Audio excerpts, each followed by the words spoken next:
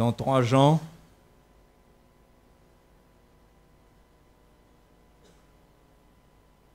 chapitre 2, enfin verset 2.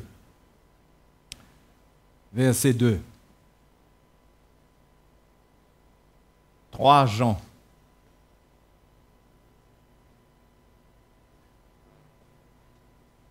Bien-aimé, je souhaite que tu prospères à tous égards et sois en bonne santé, comme prospère l'état de ton âme. Et qu'est-ce qui fait prospérer l'état de cette âme? C'est la vérité. J'ai été fort réjoui lorsque des frères sont arrivés et ont rendu témoignage de la vérité qui est en toi, de la manière dont tu marches dans la vérité, et je n'ai pas de plus grande joie que d'apprendre que mes enfants marchent dans la vérité. Hein? Le verset sur lequel je veux plus m'orienter, au fait, je ne veux pas vous parler ce matin de notre prospérité personnelle, spirituelle, mais c'est intéressant de voir que Jean souhaite que cet homme, Gaius, prospère à tous égards et soit en bonne santé comme prospère l'état de son âme. La vraie prospérité dépend de l'état de notre âme. Si notre âme prospère, nous prospérons. Quelqu'un qui prospère sans que son âme prospère, ce n'est pas la vraie prospérité, c'est une prospérité qui détruit. Quand on prospère de l'intérieur, eh bien, il y a une grande grâce sur notre vie et on arrive à gérer ce que Dieu nous confie, on arrive à faire ce qu'il faut. Et c'est merveilleux. Mais je crois que c'est la même chose pour l'Église. L'Église, la prospérité de l'Église, c'est quand l'Église devient une seule âme. Hein? Une seule âme. L'Église est un corps. Nous sommes appelés, nous les enfants de Dieu, à être unis dans un même corps, à nous unir. Notre force, c'est l'unité, c'est marcher dans un seul esprit, avec une même âme. Au fait, le livre des Actes nous montre cela. Regardez avec moi. Actes, chapitre 4. Et si nous, l'Église, nous comprenons ce que c'est que d'avoir un seul cœur et une seule âme, nous allons voir de grandes choses. Nous allons voir ce qu'ils ont vécu dans le livre des Actes. Peut-être pas textuellement la même chose, mais nous allons vivre de grandes choses. Nous allons vivre la puissance de la grâce de Dieu sur notre vie. Regardez, c'est très intéressant. La multitude de ceux qui avaient cru, verset 32, n'était qu'un seul cœur et qu'une âme. Qu'un seul cœur et qu'une âme. Waouh! Hein? La Bible nous dit, nul ne disait que ses biens lui appartenaient en propre, mais tout était commun entre eux. Les apôtres rendaient avec beaucoup de force témoignage de la résurrection du Seigneur Jésus, et une grande grâce reposait sur eux tous. Sur eux tous. Il n'y avait pas d'exception. Pourquoi eux tous? Parce qu'ils n'étaient qu'un seul cœur, qu'une seule âme. Hein? Si on veut avoir les bénéfices de la grâce de Dieu avec abondance, comme l'Épître aux Romains nous promet, puisque Paul dit que ceux qui reçoivent l'abondance de la grâce et du don de la justice, ils vont régner dans la vie par Jésus-Christ seul.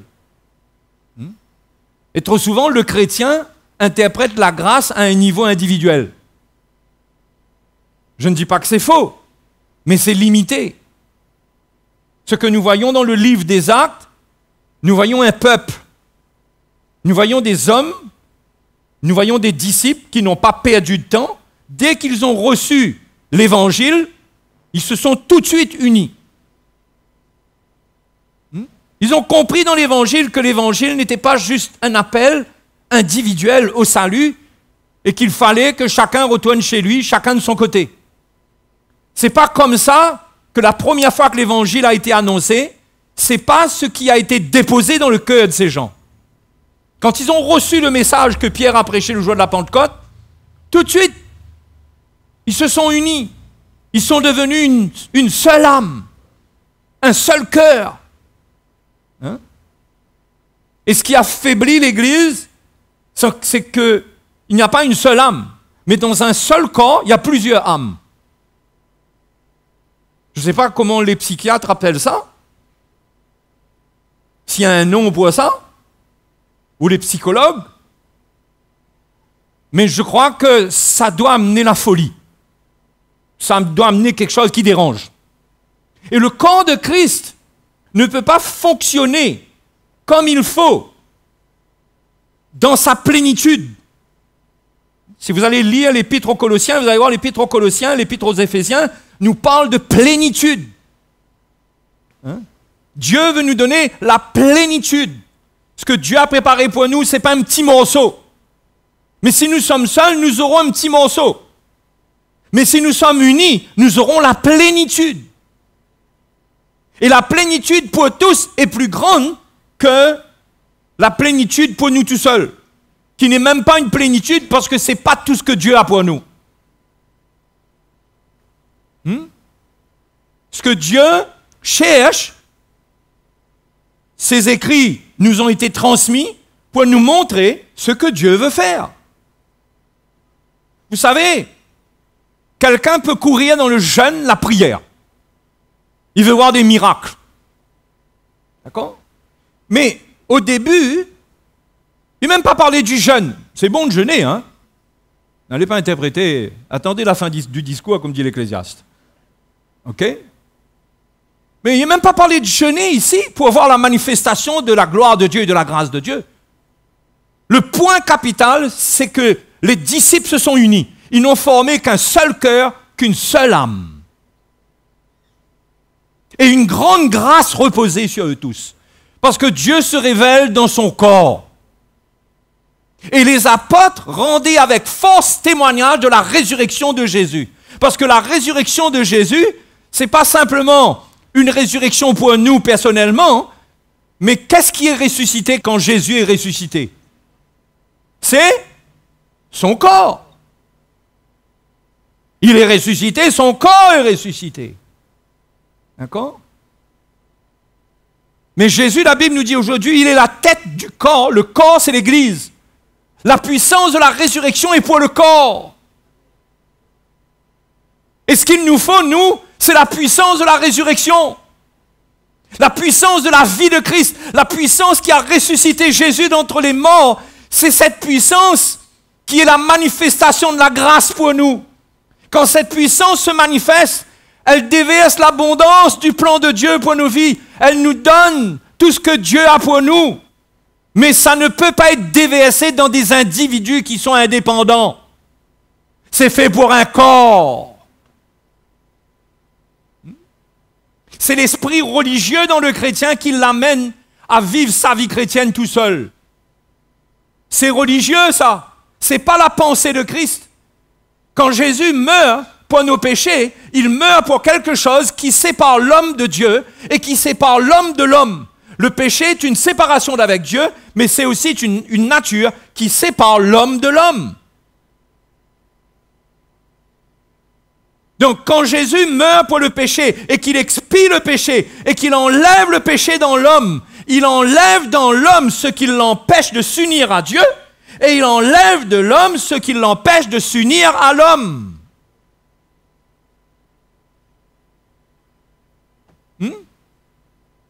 C'est ça l'œuvre de la croix.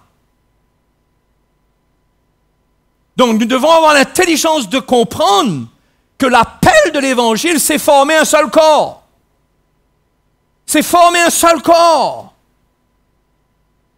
Et ne pas regarder à nos limitations physiques ou psychologiques, naturelles, ce que nous sommes, qui peuvent être un blocage, parce que l'Esprit de Dieu va nous faire sortir de ces blocages-là. On peut vivre la vie de l'esprit dans la dimension d'un corps. On doit simplement apprendre à renoncer à nous-mêmes. À renoncer à ce qui, dans notre vie, nous fait vivre séparés les uns des autres. Mais nous devons avoir la conviction, par l'Évangile, que ce que Dieu veut, c'est un peuple qui a un seul cœur, une seule âme. Un peuple qui a un seul cœur, une seule âme, ça veut dire quoi? Ça veut dire que quand le Seigneur dit on tourne à gauche, tout le monde tourne à gauche.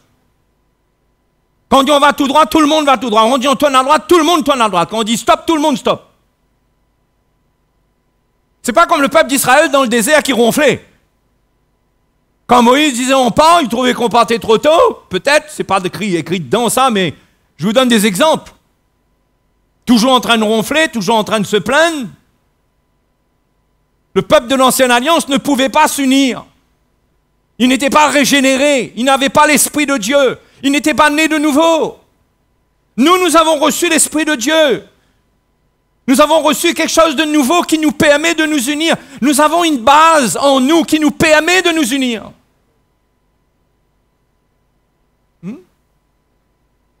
Et nous devons renoncer à une vie qui nous prive de la plénitude de la grâce. Nous avons plein de manquements spirituels. Il y a beaucoup de choses qui nous manquent parce que nous sommes seuls. Et étant seuls, on veut que Dieu nous rejoigne dans notre solitude.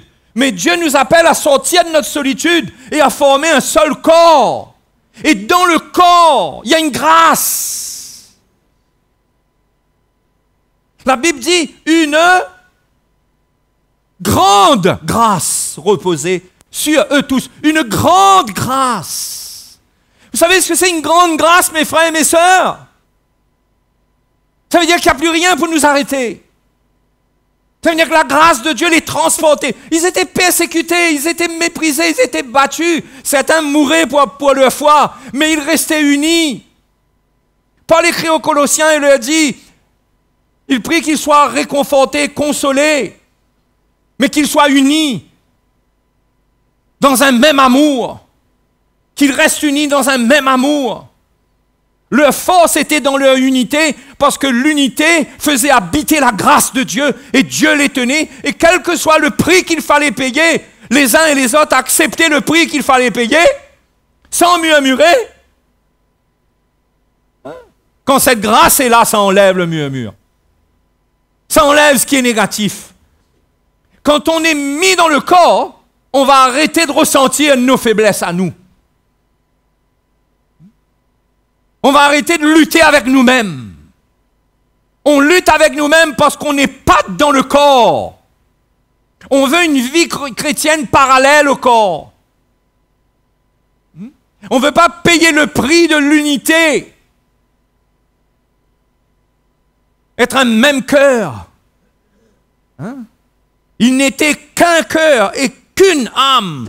Et cela les a amenés à un point, on ne va pas organiser ça, mais cela les a amenés à un point où personne ne disait que le bien leur appartenait, et ils mettaient tout en commun.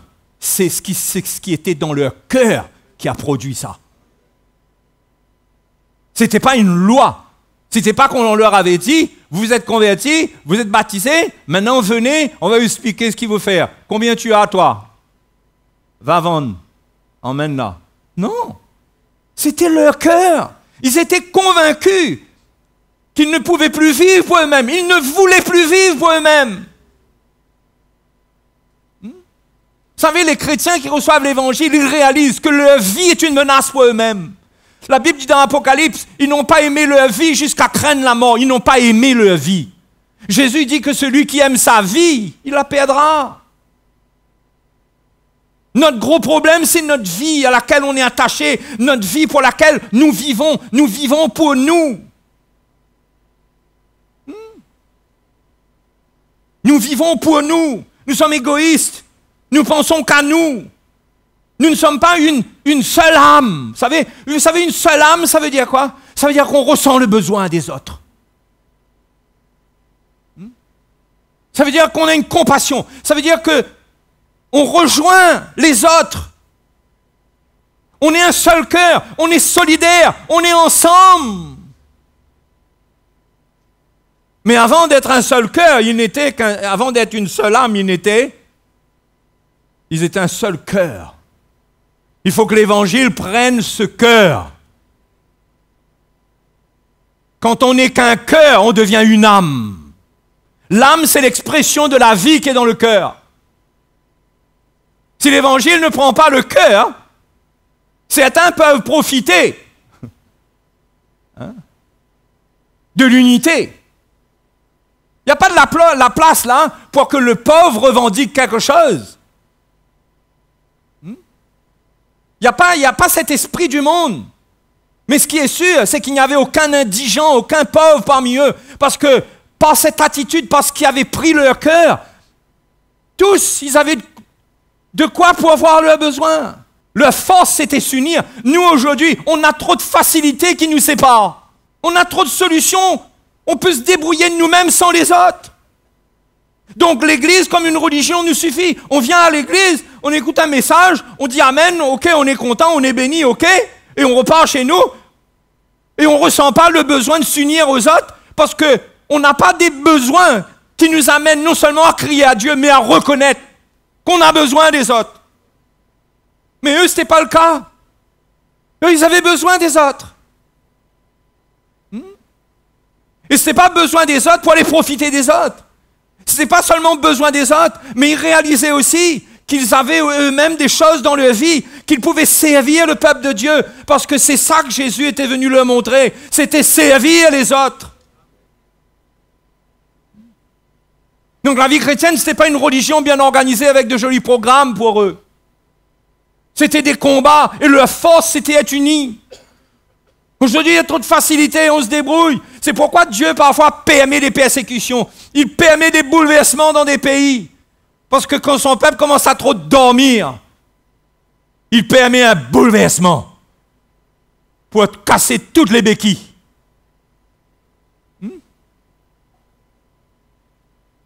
Et la force de l'Église pour les années qui viennent, pour le temps dans lequel nous sommes, c'est qu'on forme un seul cœur pour n'être qu'une seule âme. L'Évangile nous amène en nous le sentiment de Christ. Nous n'avons pas d'opinion personnelle.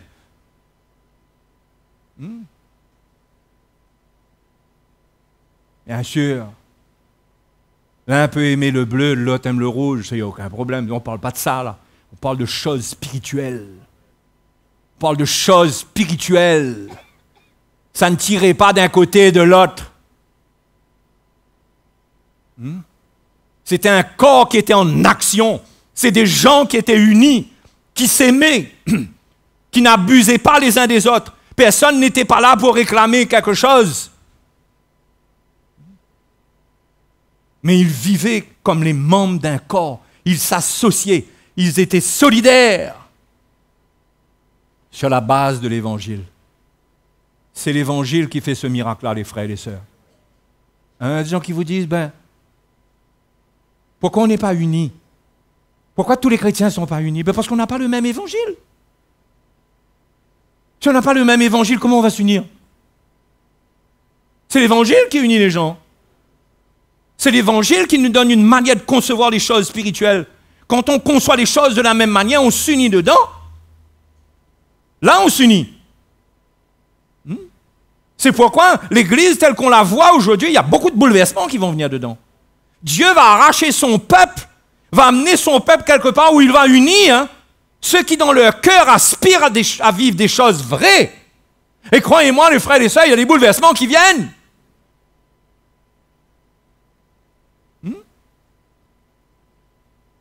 Et nous ne sommes pas exempts. Nous ne sommes pas exempts. C'est pourquoi on ne réalise pas le travail que Dieu fait, vous savez.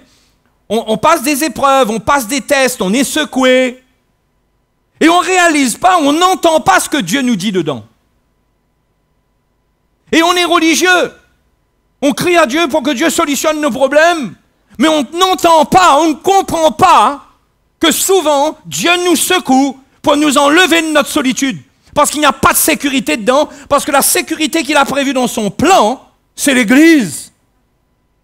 C'est l'Église. Et on ne comprend pas ça. On a l'impression que on a des problèmes, ben on prie pour que Dieu solutionne nos problèmes. Mais on ne réalise pas, parfois on ne comprend pas que Dieu nous châtie. On ne comprend pas que là, Dieu est en train de nous reprendre. Le Seigneur est en train de nous dire, tu vois là, tu vas continuer seul. Je ne vais plus être avec toi. Ça va secouer. Parce que tu ne veux pas entendre ce que je dis. Et c'est pourquoi souvent on passe par des chemins qui secouent, qui sont durs. Vous savez combien de témoignages on entend de chrétiens que quand ils ne sont pas sous le message de la croix, leur vie c'est à peu près correct, quoi. Dans le sens que ils n'ont pas tous ces problèmes, toutes ces secousses-là. On dirait quand ils viennent avec le message de la croix, on dirait qu'il y a quelque chose de spirituel qui prend leur vie, qui les secoue. Mais s'ils ne sont pas vrais dans leur cœur, ils ont envie de courir. Pourquoi ça? Parce que Dieu secoue nos vies, parce que Dieu veut un corps. Dieu veut un corps, les frères et sœurs. Dieu ne veut pas des individus. Dieu veut un peuple qui forme un seul cœur et une seule âme.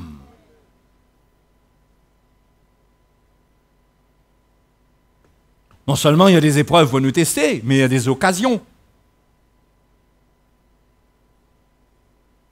Il y a des occasions de manifester un seul cœur, une seule âme. Une seule âme, se dire, mais quelle part je peux avoir dedans? Oui, je vais avoir une part. Et là, vous savez, quand on obéit, quand on répond, il y a quelque chose qui se construit en nous pour former un seul cœur ensemble, une seule âme. Et il y a une grande grâce qui commence à reposer sur nous. On n'arrive pas à l'expliquer. Nous, on veut expliquer les choses, mais on n'arrive pas à expliquer. Tiens, mais depuis quelque temps, je suis mieux dans mon cœur.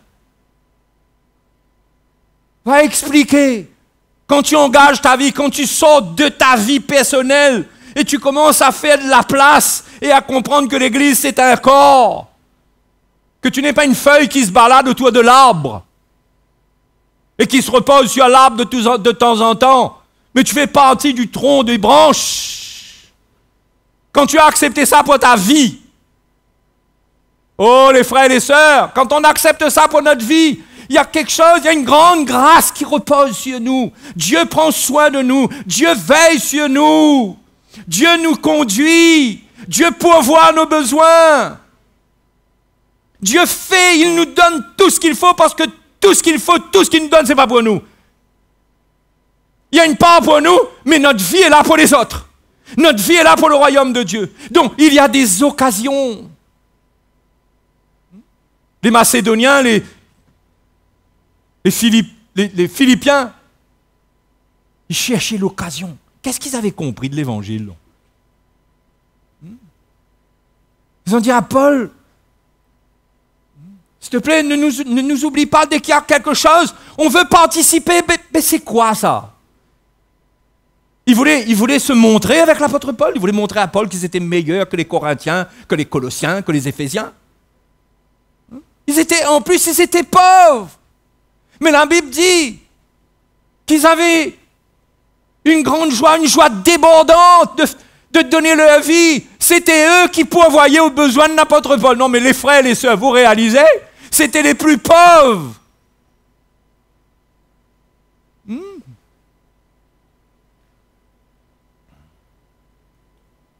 Si on ne cherche pas ça, on passe à côté de la vocation.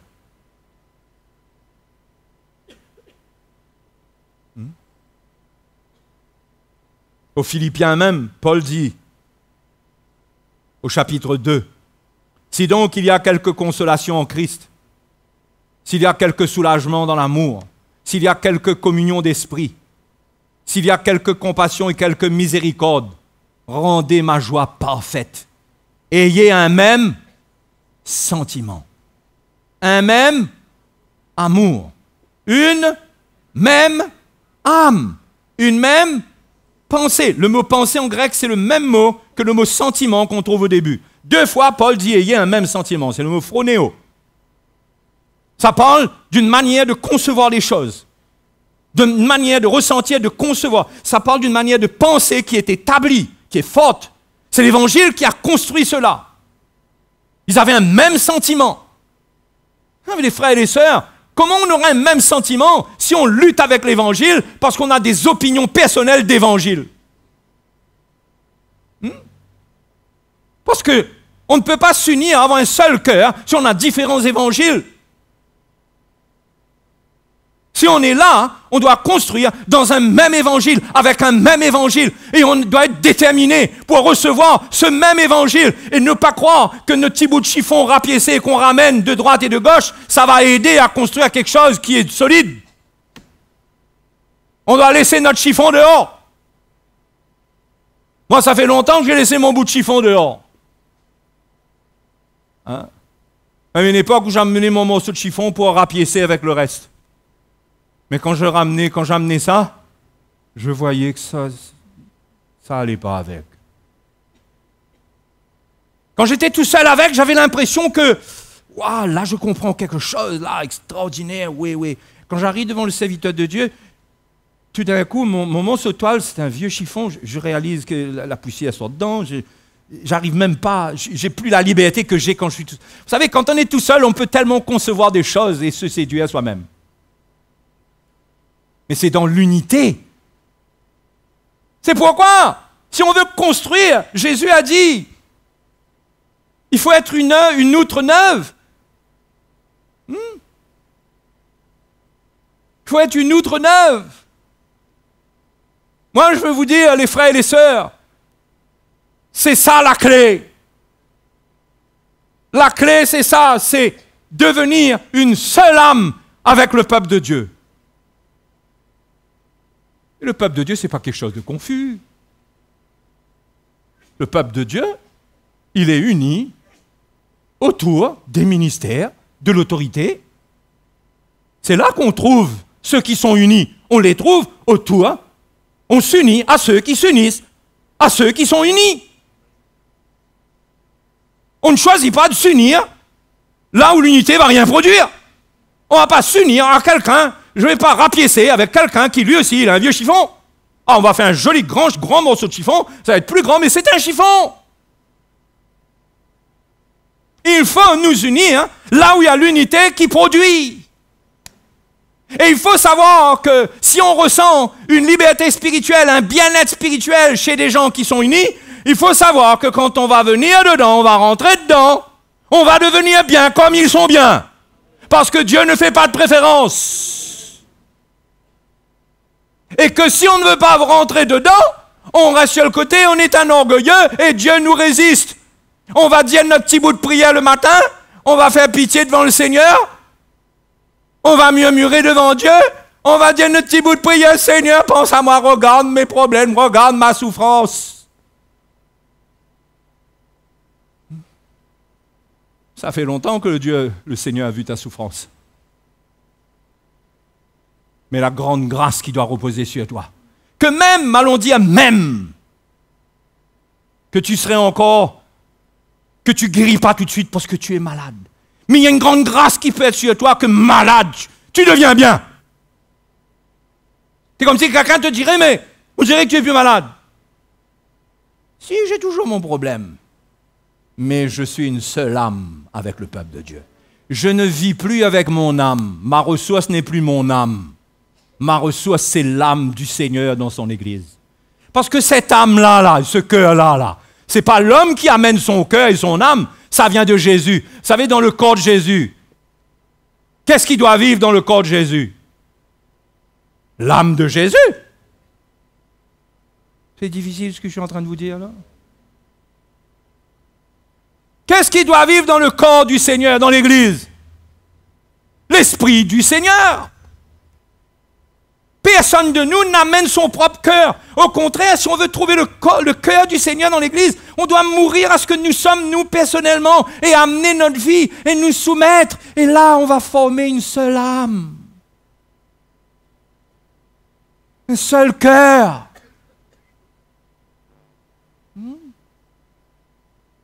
Ça, c'est l'Église dans la maturité.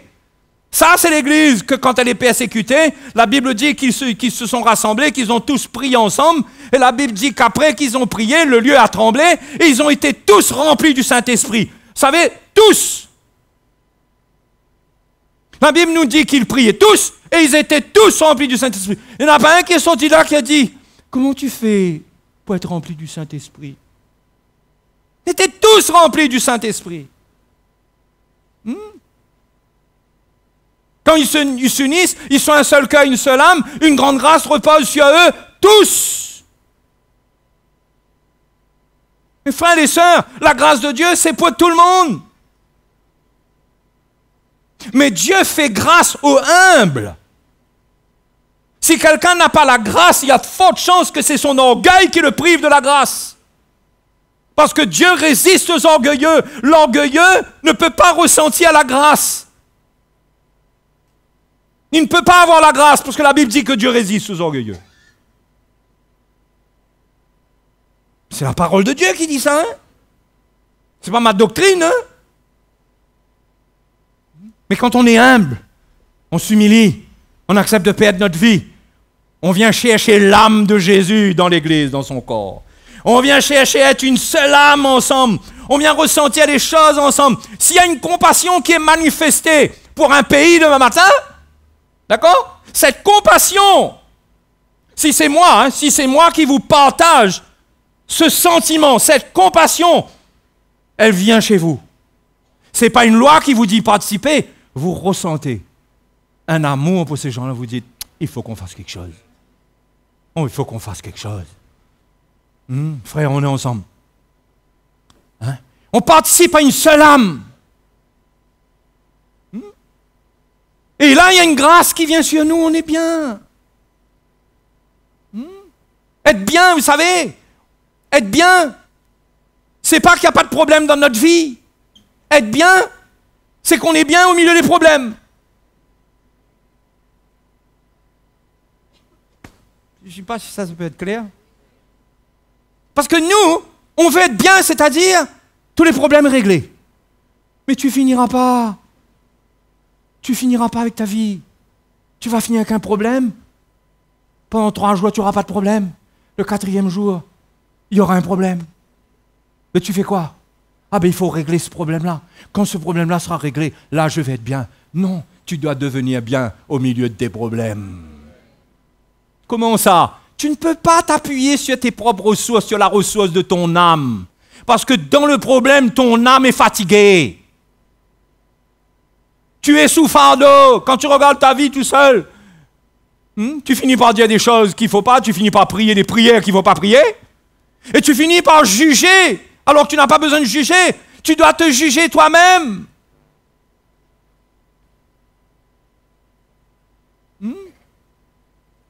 Oh, le peuple de Dieu, devenons une seule âme, un seul cœur.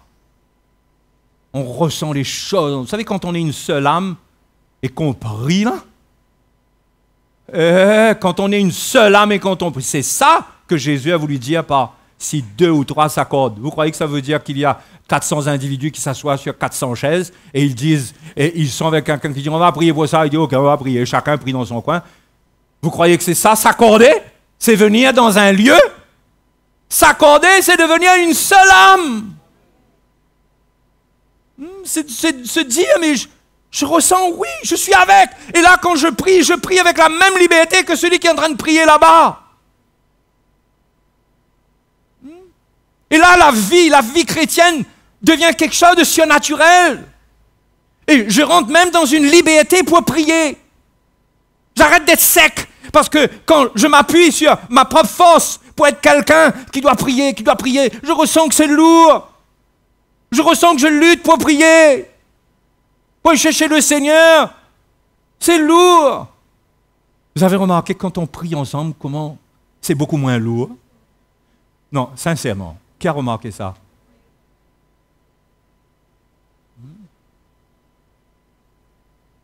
Si vous êtes pris en tant que chrétien à avoir votre vie de prière tout seul, je suis désolé de vous dire cela, je vous plains.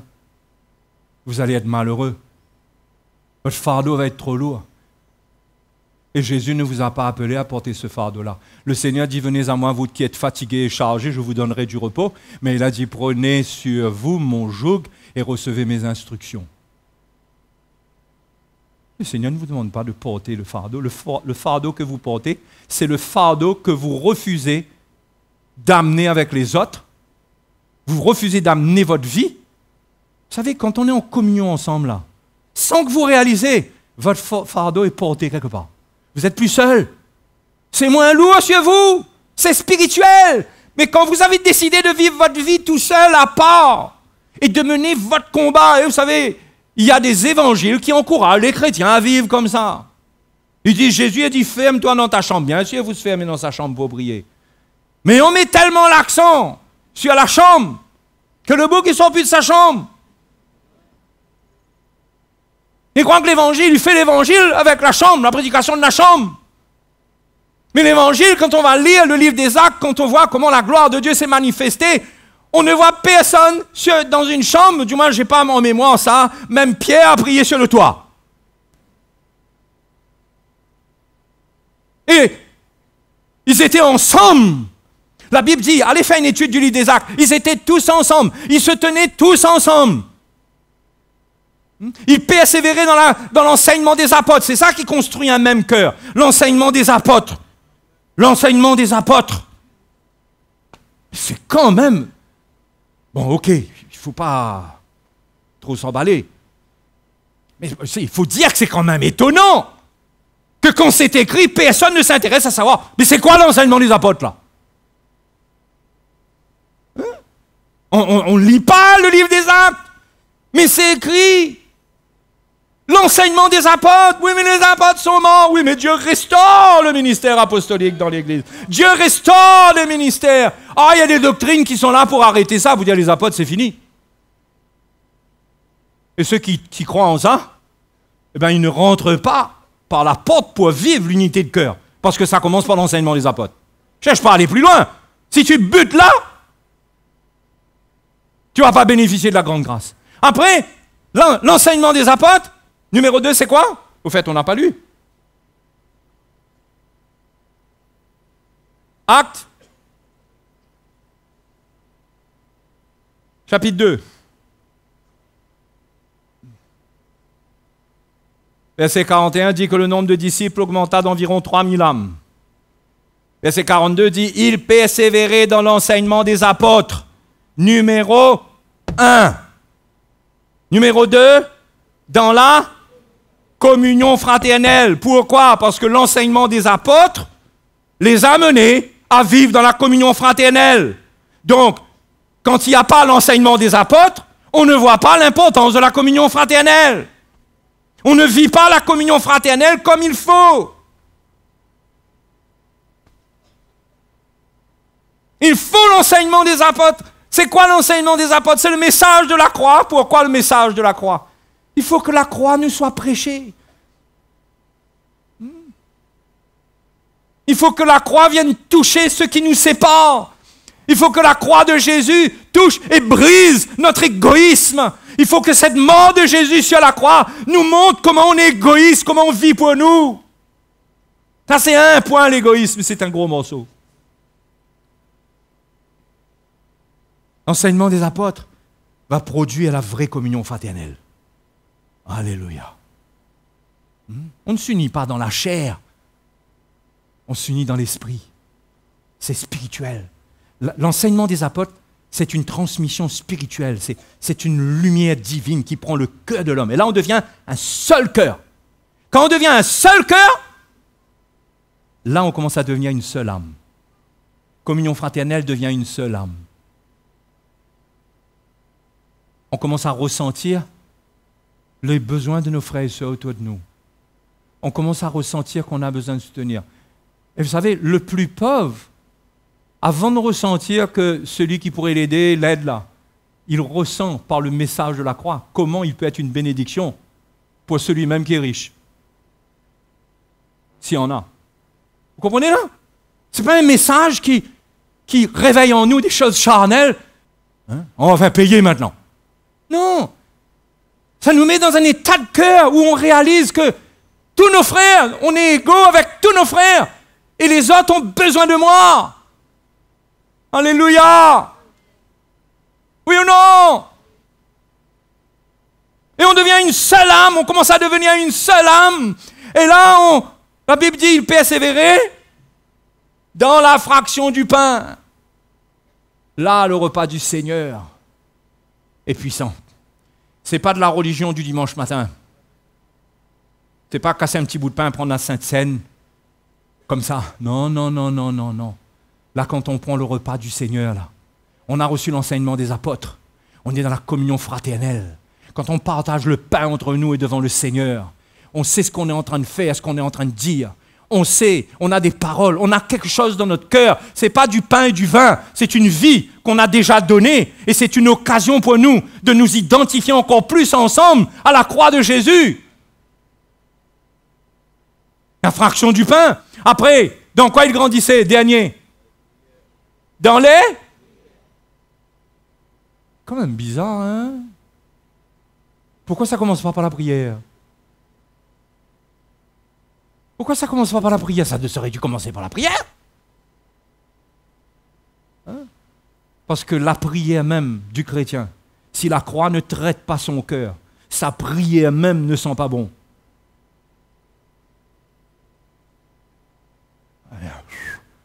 Frère, là c'est lourd, là c'est lourd. Là c'est dur. L'évangile c'est fait pour être un peu dur parfois. Hein, c'est un peu dur à mâcher, après on jette un peu de l'eau, on mâche un peu, on essaye d'avaler. Mais la prière même, si elle vient avant l'enseignement des apôtres, c'est la prière du religieux. Il prie pour ses besoins. Il est fier quand il prie. Et il ne faut pas qu'il prie longtemps, parce que s'il prie longtemps, il sort de là, il est fier parce qu'il a prié plus longtemps. Et il va se renseigner pour voir qui a déjà prié aussi longtemps que ça. J'exagère. Pareil pour le jeûne. C'est pourquoi la prière vient au dernier. Parce que Dieu veut t'amener dans une relation avec lui quand il traite ta vie par le message de la croix. Que tu reconnais la valeur de l'Église, tu reconnais la communion fraternelle, tu connais la valeur du sacrifice de Jésus dans la Sainte Seine. Là, quand tu es dans la prière, tu es uni à un corps. Là, les prières sont puissantes. Et c'est ce qu'on voit dans le livre des Actes. Qu'est-ce qu'on voit? On voit que quand ils prient, mes frères et mes sœurs, quand ils priaient, c'était pas juste, on a prié, on va faire confiance au Seigneur. Non, le lieu où ils étaient assemblés tremblait. J'espère qu'on a bien calculé les fondations de ce bâtiment. Non, mais, je ne dis pas que ça va se passer comme ça. Mais la parole de Dieu nous montre l'intervention surnaturelle. Quand Pierre était en prison, certainement tous les soirs, l'Église priait. L'Église priait. Dieu a visité Pierre, Dieu a envoyé un ange délivrer Pierre. Un ange est allé ouvrir la porte. Pierre est sorti, Pierre est allé chez je ne sais plus qui, ils étaient en train de prier. Et Rode, la servante, elle a entendu cogner, elle est allée à la porte, je ne sais pas si elle a regardé par le trou, par le Judas. Elle a regardé, elle voit Pierre. Elle retourne, elle dit, mais c'est soit Pierre, soit son ange. Ils sont en train de prier. Et Dieu avait déjà délivré Pierre, et Pierre était devant la porte. Hein? C'était pas, on prie pour Pierre? Espérons que Pierre va tenir le coup. Mais non seulement Pierre tient le coup, mais il est devant la porte.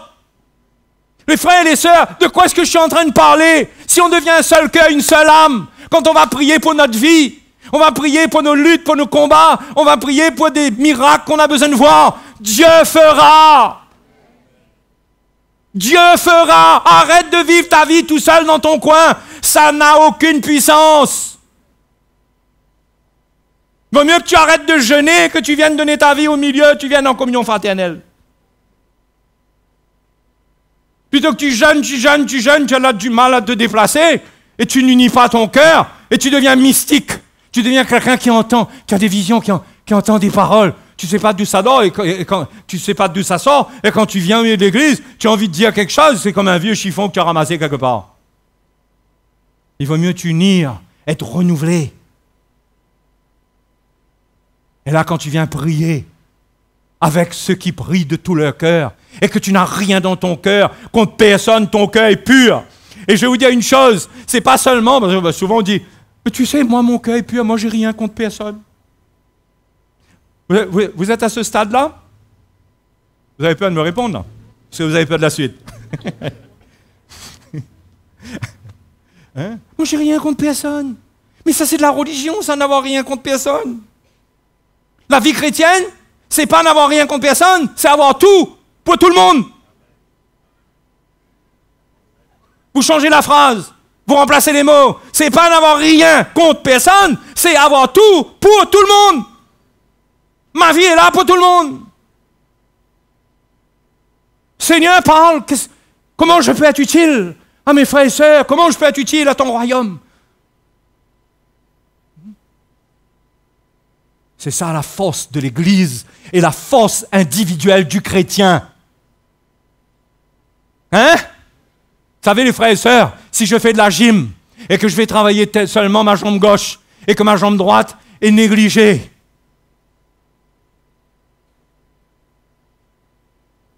hein? Je vais devenir quand même bizarre. J'aurai un gros muscle là, avec un truc là qui est... Le corps, ça doit être équilibré. Tous les membres doivent travailler ensemble. Tous les membres travaillent, œuvrent ensemble. Chacun à sa place. Et il n'y a pas de pression. Il n'y a pas... Moi, j'ai peur parce que moi, je n'arrive pas à faire ça. Qui te demande de faire ce que quelqu'un fait? Amène ton cœur. Viens avec ta vie. Surmonte, numéro 1, surmonte la paresse. Ça, c'est le premier gros obstacle. C'est le gros obstacle du corps. D'accord? La paresse. Vous êtes d'accord avec moi? C'est le gros obstacle du corps. Le deuxième obstacle, qui est dans l'âme, c'est la timidité. Oh, ma maman, il n'aime pas causer. Qui te demande de parler? Peut-être qu'on n'a pas besoin que tu parles. Si l'église, c'est que des bouches, on aurait des problèmes. Il y a toutes sortes de dons. Ce que tu es, apprends à voir que c'est un don. Et ce n'est pas simplement ce que tu es naturellement, mais Dieu va mettre des choses dans ton cœur. Il t'a préparé pour former une seule âme avec l'Église. Et le premier à bénéficier, c'est toi-même. Le premier bénéfice qu'on retient de ça, c'est la joie. C'est la joie. La joie. On a une joie. Ça vient, cette joie-là. Ah tiens, pourquoi j'ai cette joie? Tu as cette joie sans avoir lu un livre sur la joie. Mais tu as beaucoup de livres qui t'expliquent comment essayer d'avoir la joie. Allez, va essayer, toi. Mais tu donnes ta vie, la joie vient tout seul. La joie. Tu es bien.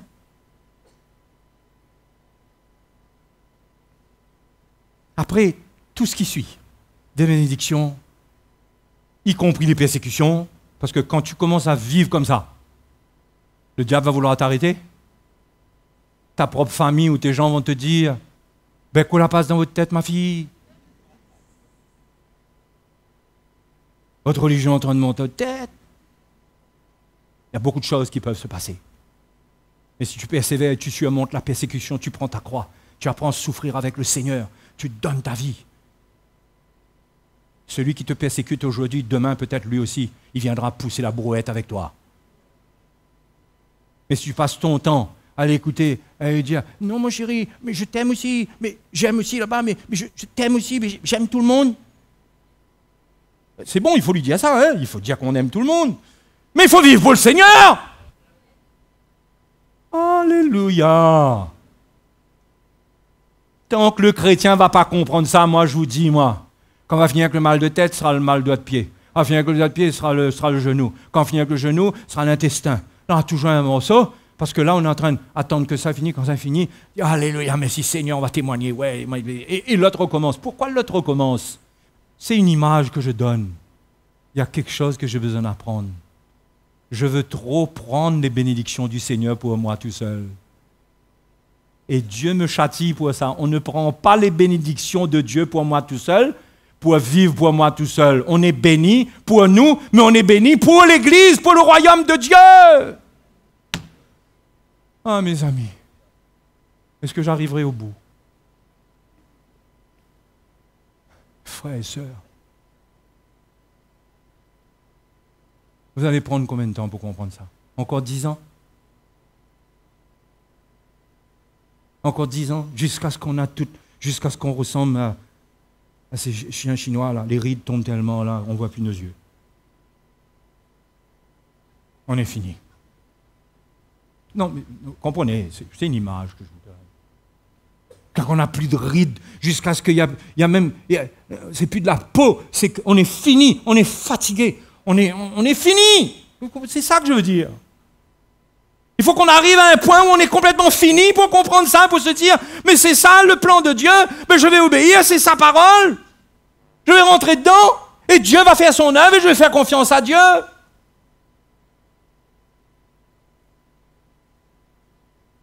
Les gens aiment ce verset.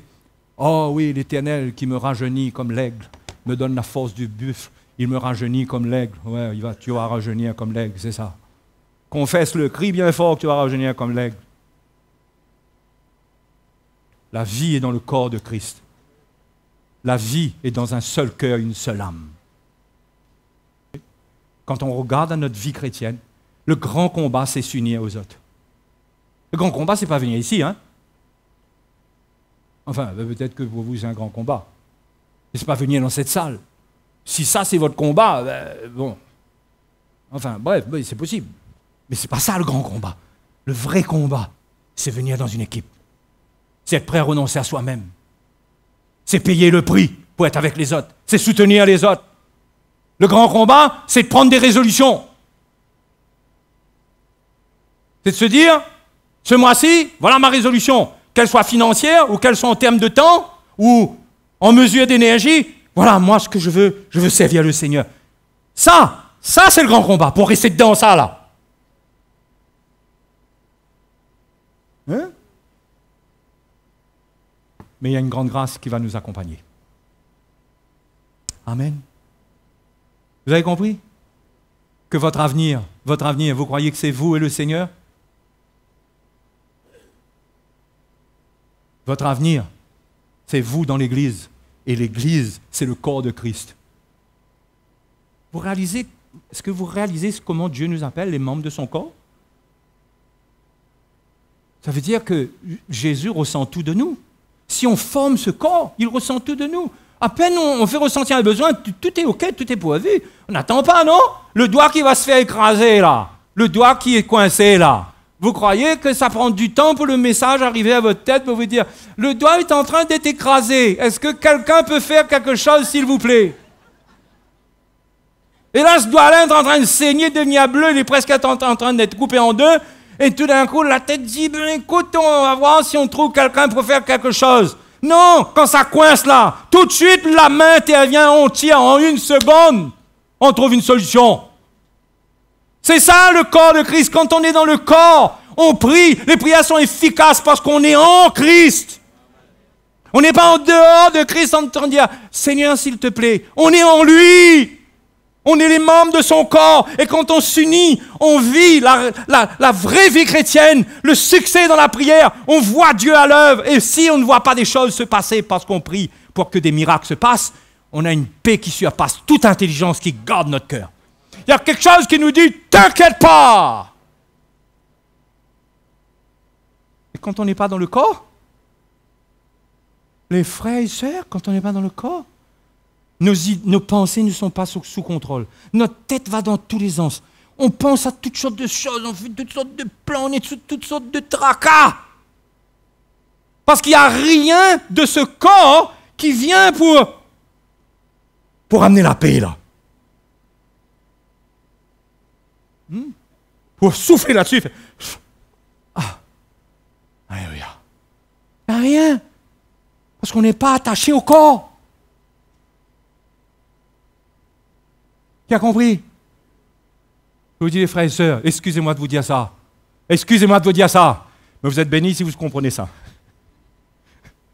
Je vous assure, si vous comprenez ça et vous mettez ça en pratique, si vous saisissez cela dans votre cœur et que vous mettez cela en pratique, vous êtes heureux. Si vous ne comprenez pas cela, on va prier nous. Dans la mesure où nous on comprend cela, on va prier pour que vous compreniez. Mais vous aurez encore à souffrir à votre manque de compréhension. Ouvrez votre cœur. Dieu veut vous faire comprendre son plan. Amen. Hein? Ça va? Ça va tout le monde? Vous voyez, la chair ne veut pas de ça. Hein? Allez, dis la vérité. La chair ne veut pas de ça. La chair veut son petit confort. La vie selon la chair. Je me lève quand je veux, je mange ce que je veux, je vais là où je veux, je fais ce que je veux. Et je m'arrange pour que personne ne me dise quoi que ce soit, pour qu'il ne se passe rien. Je vis ma vie dans la grâce. Et c'est une grâce pour la chair. Il n'y a rien dedans. La Bible dit c'est la mort.